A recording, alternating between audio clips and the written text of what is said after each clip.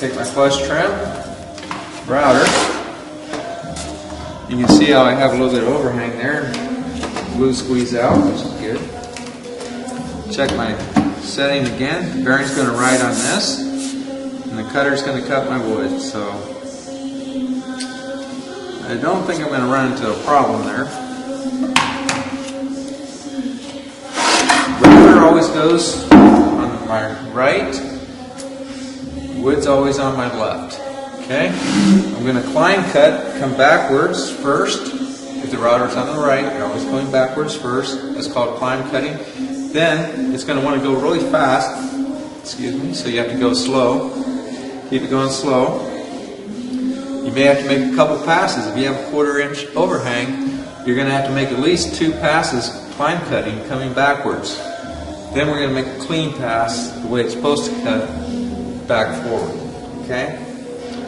We're not going to flush trim this at all. If there's a little bit of overhang, we're not concerned about that right now. Okay?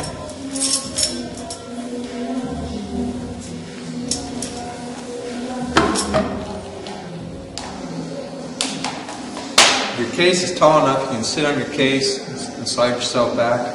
You want to be balanced, so you don't want to be unbalanced, stand up here, bent over. So I'm usually at least on one knee, or both knees, and somebody's usually holding my case.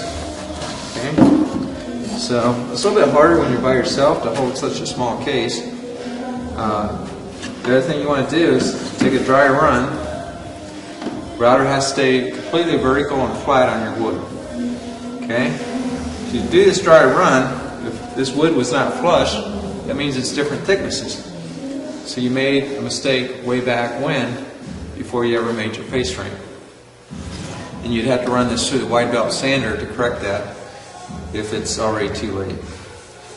But if it does hit something, it's going to cause your router to tilt one way or the other and mess up this whole style, and you're back to making a new face frame. Okay?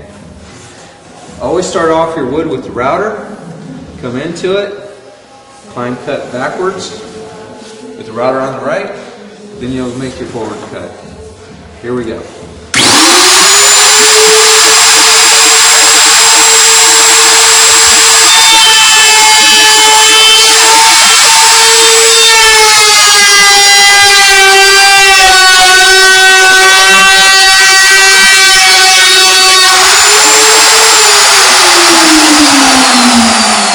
Notice that's really loud, so you're going to want to wear hearing protection when you turn this router on.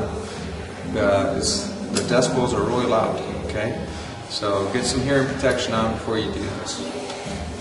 All right, we're going to go back the other way if I can keep the case from moving on me.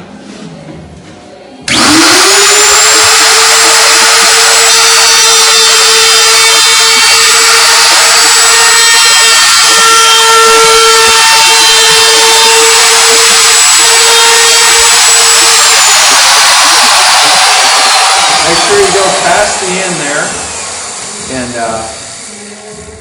but don't start coming down this edge. But you got to go all the way past your wood. I'm going to grab some hearing protection. We'll do the other side, and be good to go.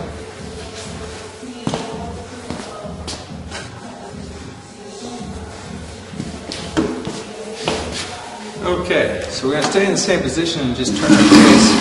That way I know we're going to go the right way. Router's on the right, wood's on the left. Everything's flat, nice dry run.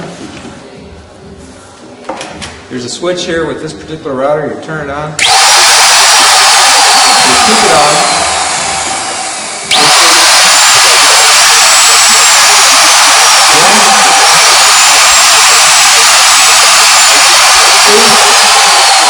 Squeeze again and shut it off. Keep the cord out of the way. You don't want to cut your cord. So sometimes I wrap that around my shoulder.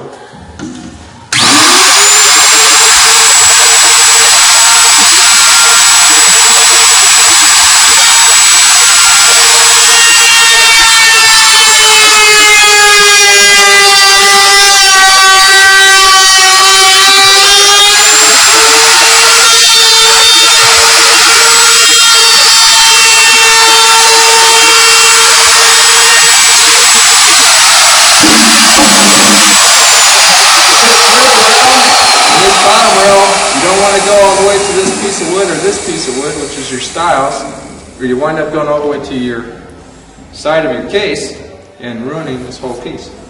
So you got to stop right before you get here. And with a chisel, we'll clean that last part out. Again, router on the right, wood's on the left. Start off your wood.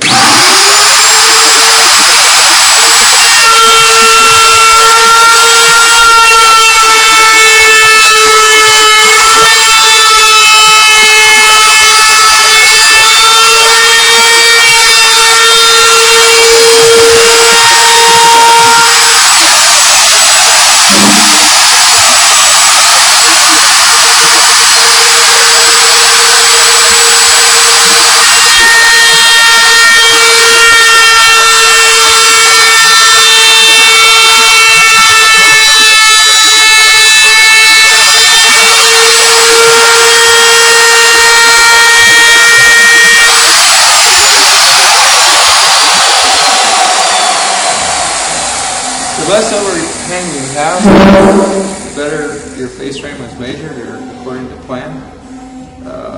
But there should be some overhang that you have to flush trim. Now we'll just take a chisel that little bit out right there, and we're ready to put on our bottom trim.